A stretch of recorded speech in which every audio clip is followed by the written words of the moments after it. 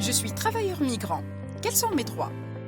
Toute personne migrante avec un contrat de travail, une autorisation de travail émise par le Bureau de la main-d'œuvre étrangère et une carte de séjour délivrée par le ministère de l'Intérieur a les mêmes droits qu'un travailleur national.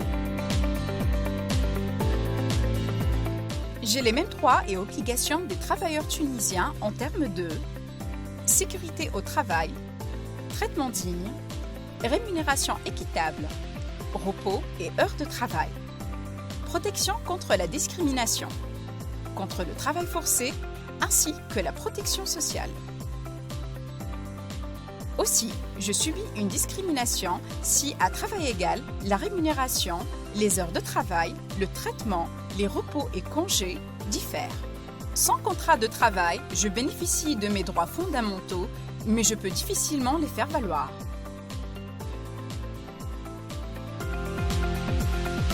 Mon employeur doit déposer un dossier avec le formulaire d'immatriculation rempli et la copie de ma carte de séjour à la Caisse nationale de sécurité sociale, CNSS.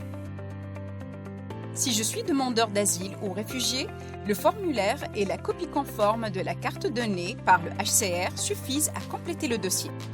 Je reçois plus tard une carte avec mon numéro d'immatriculation. Après inscription à la CNSS, je bénéficie du droit à la protection sociale qui me couvre contre les risques liés à la maladie, à l'accident de travail, à la maternité, à l'invalidité et au décès. Sans contrat de travail valable ni autorisation de travail, je ne peux pas bénéficier de la protection sociale. Je peux aller à l'hôpital ou dans un centre de santé de base avec ma pièce d'identité, vu que le droit à la santé est garanti à toute personne sur le territoire tunisien. Les frais de santé seront à ma charge. Je peux adhérer à un syndicat qui défend le droit des salariés. L'UGTT dispose d'espaces migrants à Tunis, Sfax, Sousse et Medni, où je peux me renseigner sur mes droits et la façon dont je peux les faire valoir. Je peux aussi ouvrir un compte bancaire en Tunisie avec ma carte de séjour et y percevoir mon salaire. En l'absence de la carte de séjour, je peux acheter une carte prépayée qui me permettra de faire des retraits et des paiements par carte et en ligne.